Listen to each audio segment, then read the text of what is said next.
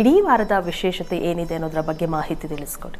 ನೋಡ್ತಾ ಹೋಗೋಣ. ಈ ವಾರದಲ್ಲಿ ನಾವು ಪ್ರಮುಖವಾಗಿ ಗುರುತಿಸ್ತಕ್ಕಂಥದ್ದು ಈ ದಿವಸ ಶನೈಶ್ಚರನ ವಕ್ರತ್ವ ಇದೆ.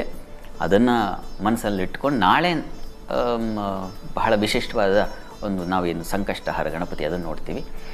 ಈ ವಾರದಲ್ಲಿ ನಾವು ಗಮನಿಸಿ ಇನ್ನೂ ಪ್ರಧಾನವಾಗಿ ಈ ದಕ್ಷಿಣಾಯನಕ್ಕೆ ಪ್ರವೇಶ ಮಾಡ್ತೀವಿ. ಈ ಒಂದು ವಾರದಲ್ಲಿ ನಾಳೆ ಸಂಕಷ್ಟಹರ ಚೌತಿ ತುಂಬ ವಿಶಿಷ್ಟವಾದ ಸೋಮವಾರದಲ್ಲಿ, ಅದು ನಾವು ಪ್ರತಿ ಕೃಷ್ಣ ಪಕ್ಷದಲ್ಲಿ ಕಾಣ್ತೀವಿ. ಈ ವಾರ ನಾಳೆ ದಿವಸ ನಾವು ನೋಡ್ತೀವಿ. ಅದಾದ ನಂತರದಲ್ಲಿ ನಾವು ದಕ್ಷಿಣಾಯನ ಪ್ರವೇಶ ಮಾಡ್ತೀವಿ. ಇಷ್ಟು ದಿವಸ ನಾವು ಉತ್ತರಾಯಣದಲ್ಲಿದ್ವಿ.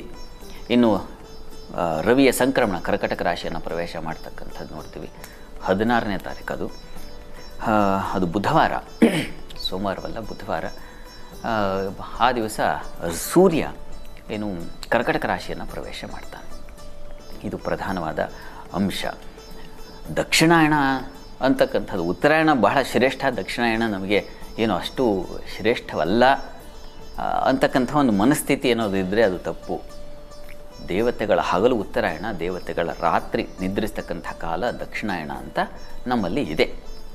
ಆದರೆ ದಕ್ಷಿಣಾಯಣದಲ್ಲಿ ಎಲ್ಲ ದೇವತೆಗಳ ಆರಾಧನೆ, ವ್ರತ ಇತ್ಯಾದಿಗಳೆಲ್ಲ ಪ್ರಾರಂಭವಾಗ್ತಕ್ಕಂಥದ್ದು, ಮನಸ್ಸು ದೇವರ ಕಡೆಗೆ ತಿರುಗಲಿಕ್ಕೆ ಒಂದು ದಾರಿ ಮಾಡಿಕೊಡ್ತಕ್ಕಂಥ ಬಹಳ ವಿಶಿಷ್ಟವಾದ ದಕ್ಷಿಣಾಯಣ ಕಾಲ. ಅದರ ಮಹತ್ವ ಇತ್ಯಾದಿಗಳನ್ನು ನಾವು ಬುಧವಾರ ನೋಡೋಣ. ಅಂತೂ ಈ ಎರಡನ್ನು ನಾವು ಈ ವಾರದಲ್ಲಿ ಗಮನಿಸ್ತೀವಿ. ಸರಿ ಶಾಸ್ತ್ರಿಗಳೇ, ಕಾಲರ್ ರೆಡಿ ಇದ್ದಾರೆ, ಮಾತಾಡೋಣ. ರಾಮಲಿಂಗ ಶೆಟ್ಟಿ ಅವರು ಬೆಂಗಳೂರಿಂದ ಕರೆ ಮಾಡಿದ್ದಾರೆ. ನಮಸ್ತೆ ರಾಮಲಿಂಗ ಶೆಟ್ಟಿ ಅವರೇ. ನಮಸ್ಕಾರ ಮೇಡಮ್. ಯಾರ ಬಗ್ಗೆ ಕೇಳಬೇಕಾಗಿತ್ತು? ನಮ್ಮ ಮಗನ ಬಗ್ಗೆ ಕೇಳಬೇಕು. ಅವರ ಹುಟ್ಟಿದ ದಿನಾಂಕ, ಸಮಯ ತಿಳಿಸಿ.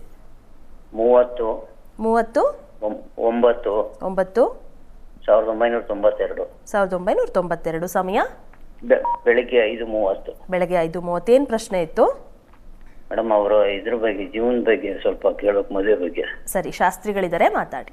ನಮಸ್ಕಾರ. ನಮಸ್ಕಾರ. ನಮಸ್ಕಾರ ರಾಮಲಿಂಗ. ನಮಸ್ಕಾರ. ವಿವಾಹದ ಬಗ್ಗೆ ಪ್ರಶ್ನೆ ಅಲ್ವಾ? ಹೌದು ಮೇಡಮ್. ಹೌದು ಸರ್. ನೋಡಿ, ವಿವಾಹದ ಅಧಿಪತಿ ಇವರ ಜಾತಕದಲ್ಲಿ ಗುರು.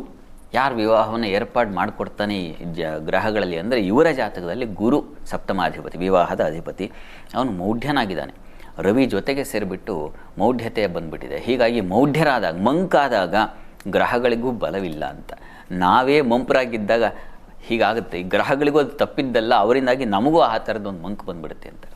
ಹೀಗಾಗಿ ಇವರಿಗೆ ಗುರುಗ್ರಹ ಶಾಂತಿ ಮಾಡಿಸ್ಬೇಕು, ಅದರಿಂದ ಅನುಕೂಲ ಉಂಟಾಗುತ್ತೆ. ಹಾಗಾಗಿ ಯಾವ ಭಾವಾಧಿಪತಿ ವೀಕ್ ಇರ್ತಾನೋ, ದುರ್ಬಲನಾಗಿರ್ತಾನೋ, ನಿರ್ಬಲನಾಗಿರ್ತಾನೋ, ಅವನಿಗೆ ಆ ಫಲ ಬರೋದಿಲ್ಲ ಅಂತ ಅಲೆದಾಡಬೇಕಾಗುತ್ತೆ. ಎಷ್ಟು ಹುಡುಕಿದ್ರೂ ಇಂಥದ್ದೊಂದು ಫಲ ಸಿಗೋದಿಲ್ಲ, ಈ ಥರದ್ದು ಉಂಟಾಗುತ್ತೆ. ಹೀಗಾಗಿ ಗುರುಗ್ರಹ ಶಾಂತಿ ಒಂದು ಮಾಡಿಸಿ, ಅದನ್ನು ಆ ನಂತರದಲ್ಲಿ ಇವರಿಗೆ ಅವಕಾಶ ಇದೆ, ಆತಂಕ ಬೇಡ.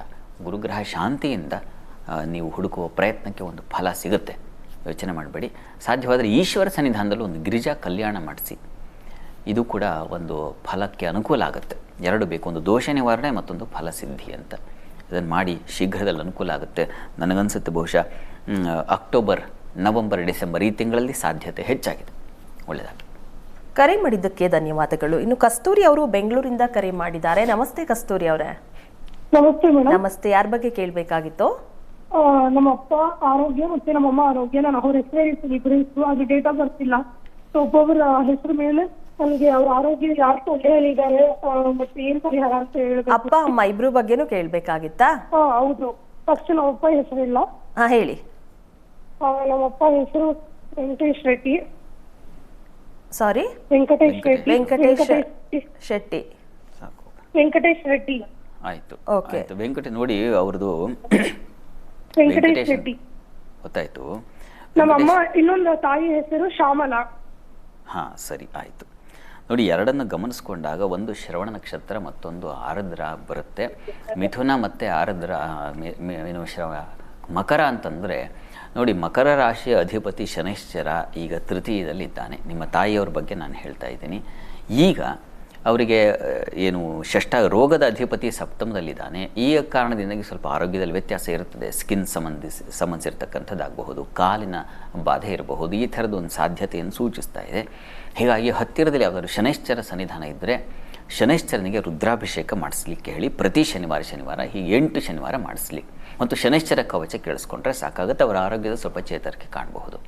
ಇನ್ನು ತಂದೆಯವರ ವಿಚಾರದಲ್ಲಿ ಅಲ್ಲಿ ಈಗಿರ್ತಕ್ಕಂಥ ಪ್ರಸ್ತುತದ ಕಾಲವನ್ನು ಗಮನಿಸ್ಕೊಂಡ್ರೆ ರಾಷ್ಟ್ರಾಧಿಪತಿಗೆ ಬಲ ಇದೆ, ಅವನು ಉಚ್ಚ ಸ್ಥಾನಕ್ಕೆ ಹೋಗ್ತಾ ಇದ್ದಾನೆ. ಹೀಗಾಗಿ ಆತಂಕ ಪಡುವಷ್ಟೇನೂ ಇಲ್ಲ, ತೊಂದರೆಗಳನ್ನು ಸೂಚಿಸ್ತಾ ಇಲ್ಲ. ಹೀಗಾಗಿ ಆತಂಕ ಬೇಡ. ವಿಷ್ಣು ಸಹಸ್ರನಾಮ ಕೇಳಿಸ್ಕೊಂಡ್ರೆ ನೋಡಿ, ಅವ್ರಿಗೆ ಏನು ದಕ್ಕಬೇಕು, ಫಲ, ಸಮಾಧಾನ, ಸೌಖ್ಯ ಅನ್ನೋದು ಏನಿದೆ ಜೀವನದಲ್ಲಿ, ಸಮಾಧಾನ ಅಂತಕ್ಕಂಥದ್ದು ಅದು ಉಂಟಾಗುತ್ತೆ ವಿಷ್ಣು ಸಹಸ್ರನಾಮದಿಂದ. ಅದನ್ನು ಕೇಳ್ತಾ ಇದ್ರೇ ಇರೋದರಲ್ಲೇ ಒಂದು ಸಂತೋಷ, ನೆಮ್ಮದಿ ಕಾಣ್ಕೊಳ್ಳಿಕ್ಕೆ ಸಾಧ್ಯತೆ ಆಗುತ್ತೆ.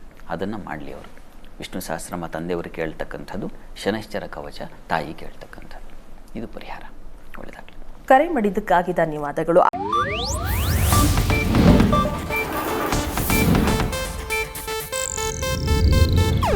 ಇದು ಏಷ್ಯಾನೆಟ್ ನ್ಯೂಸ್ ನೆಟ್ವರ್ಕ್ ಪ್ರಸ್ತುತಿ.